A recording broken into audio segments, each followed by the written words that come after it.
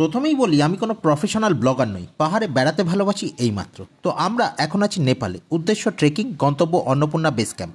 মানুষের সময় এখন বড্ড অল্প, তাই আমার অর্থাৎ দ্য ভ্যাগাবন্ডের উদ্দেশ্য হচ্ছে ছোট ছোট শর্টস ভিডিওর মাধ্যমে ট্রেক রুটের সুন্দর দৃশ্যাবলীগুলোকে তুলে ধরা ও সাধ্যমতো ইনফরমেশান শেয়ার করা। এবার বলি, অন্নপূর্ণা বেস ক্যাম্প যেতে গেলে আগে আসতে হবে আপনাকে নেপালের পোখরা শহরে।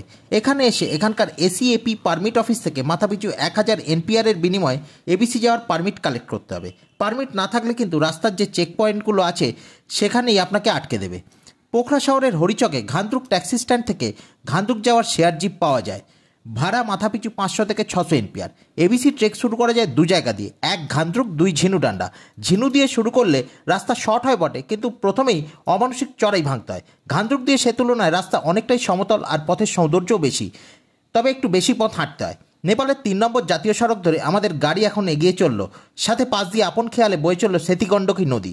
যদিও খানিক দূর যাওয়ার পর এ নদী অদৃশ্য হয়ে যাবে। তারপর থেকে পাবেন মদিখোলা রিভারকে। হরিচক থেকে ঘান্দরুকের দূরত্ব 50 থেকে 55 কিমি। রাস্তার হাল বেহাল হয়, সময় লাগে 3 থেকে 4 ঘন্টা।